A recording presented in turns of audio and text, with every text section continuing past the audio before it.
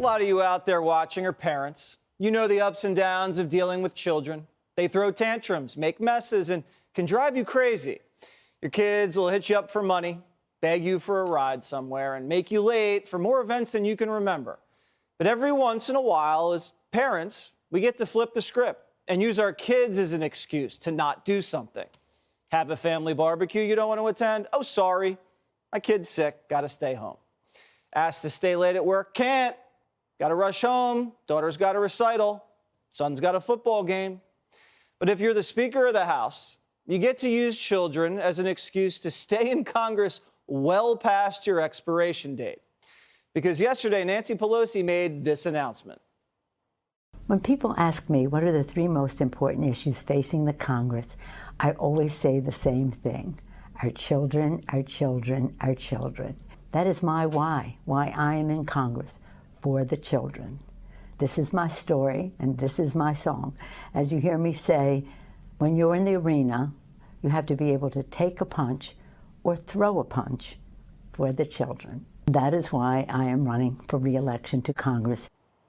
That's right. Nancy Pelosi, at age 81, is running for re-election. She says she's doing it for the children. But whose children exactly? Her own children. Paul Pelosi Jr. is 52 years old, and let's just say he and Hunter Biden would get along really well. He's been tied up in a ton of shady business that federal agents are digging into. Is she clinging to power to protect little Paulie P? Perhaps. And we'll have a special report tomorrow on the offspring of the most powerful Democrats in Washington. But Paul, her baby boy, isn't the only reason Nancy won't let go of power. There's still a lot of money to make. I'm not leaving. I'm not leaving. I'm not leaving. Nancy isn't running to help the children. She's running to help herself. And she's made a career doing just that. Pelosi first entered Congress in 1987, and since then, she's built herself quite a bank account. She's become one of the wealthiest members of Congress, with assets as high as $315 million. A lot of scratch for a public servant, making less than 6 digits for 3 decades. So, how did she become so rich? As usual in Washington, this was a family affair. Her husband, Paul's a businessman who may enjoy a little pillow talk with his wife, the Speaker of the House. Paul Pelosi Sr. has had a history of perfectly timed stock trades, while his wife has been running the People's House. In March of last year, he pulled off a $2 million Microsoft trade just 2 weeks before the company got a $22 billion contract to sell the Army high-tech headsets. In December 2020, Paul and Nancy got $1 million worth of Tesla stock options right before Biden announced electric car incentives. And in June, the Pelosi family cashed in big time just as Congress was debating what to do with big tech, making a cool $5 million from Google's parent company. So while Nancy slow walks antitrust legislation to break up big tech, her family taking advantage and laughing all the way to the bank. They must think we're idiots. Because just look at the tech companies your family's still invested in. Apple, Tesla, Amazon, Microsoft, Slack.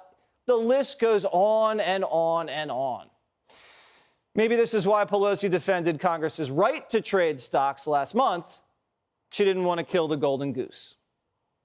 Should members of Congress and their spouses be banned from trading individual stocks while serving in Congress? No, I don't know to this second one. We are a free market economy. They should be able to participate in that. This isn't new. Back in 2011, 60 Minutes pressed her pretty hard on the same thing when she raked in millions from a sweetheart Visa credit card IPO. Watch.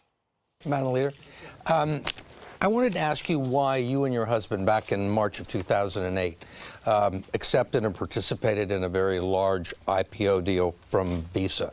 At a time there was major legislation affecting the credit card companies making its way through the House. And did you consider that to be a conflict of interest?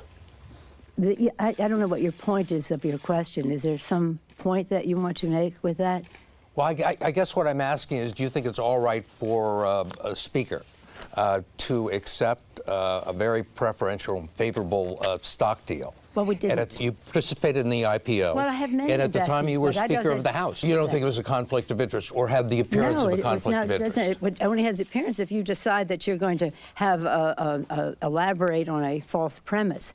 But it's not true, and that's that. I don't understand what part's not true. Yes, sir. That I would act upon an investment.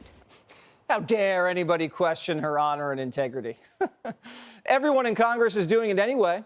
Last year, members of Congress traded about $300 million in stocks and assets. And guess what? They all outperformed the market.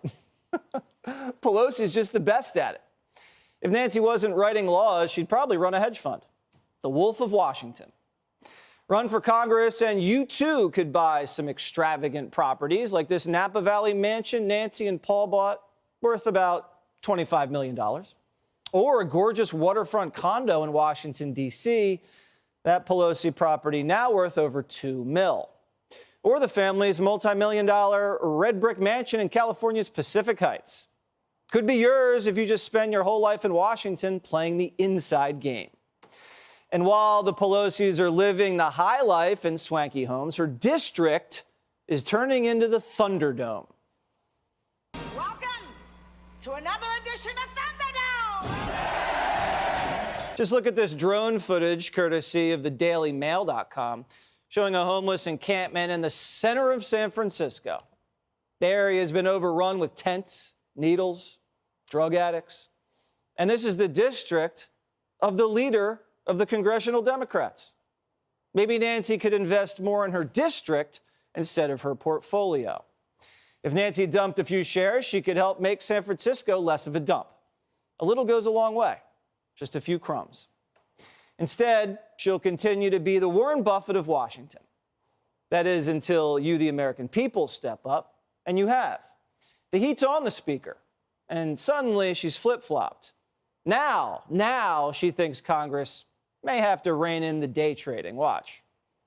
I trust our members. If, in fact, we should have severe penalties for delay in reporting on stock, then do that. To give a blanket attitude of we can't do this and we can't do that because we can't be trusted, I just don't buy into that. But if members want to do that, I'm okay with that.